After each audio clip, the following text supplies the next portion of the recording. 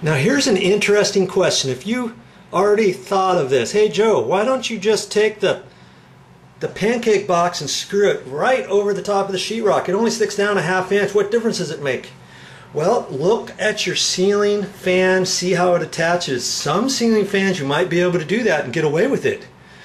But I would still recommend going to the actual surface of the wood structure up there. Okay, in this case, I can't do it that way. I looked at it, and it's a flush-mounted ceiling fan, and just the way it fits up there, it's going to fit snug right up against the ceiling. So that's why that box has to be indentated, just like I'm doing. Whew. I almost thought I didn't eat my Wheaties this morning. Jeez. Because see, most of that I cut out with my sheetrock saw, and I just dug in a little bit because I could dig in ½ inch up to the joist, but I should have hit a cavity over here, but it looks like there's all wood there. I haven't pulled this down yet. I'm going to see what we have here. Look at that.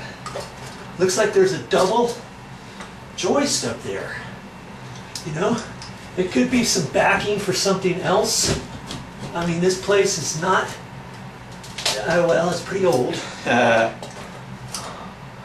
Okay, so I'll pull that. I guess I have to pull that nail out of there. It's all rusty too. Let's see. And I figured, oh, there. I thought I was going to strip the head off. There it goes. No, there. Good. Okay.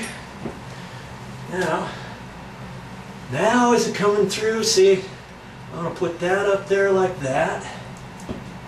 And I'm just holding this up here. I know I'm probably going to have to trim that off, which I'm going to. Alright. I'll keep trimming that a little bit and keep checking it. I'll get right back to you. Well, I did some more carving, and moment of truth, kaboom! See there? That's how you're going to do it, and I did it strategically.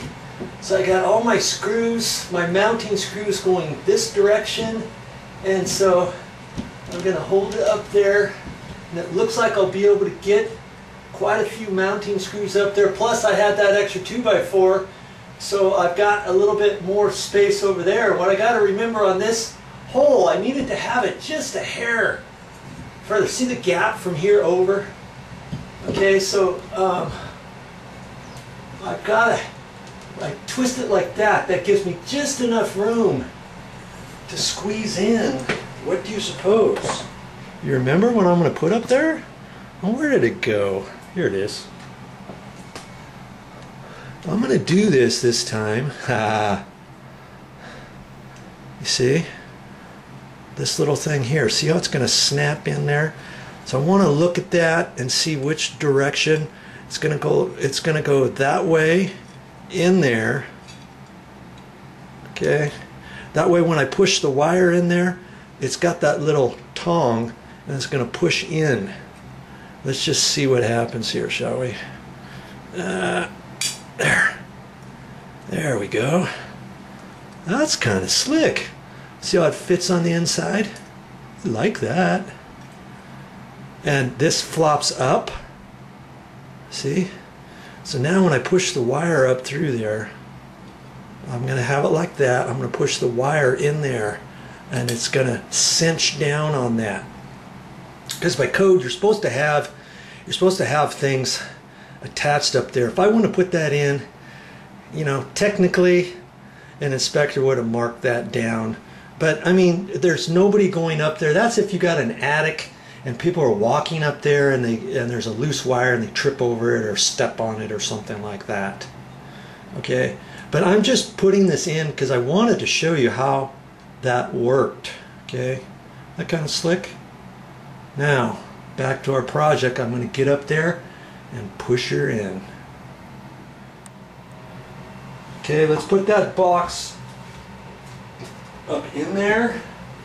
You take the wire and push it in that. See, it makes it harder to get in there. But that's the whole idea of that. Jeez. What's the deal here? Oh, I gotta straighten out the tip. Guess I've got to make sure that this wire is all nice and flat. So I'm gonna adjust that and tweak on it a little bit, and then it'll slip in there easily.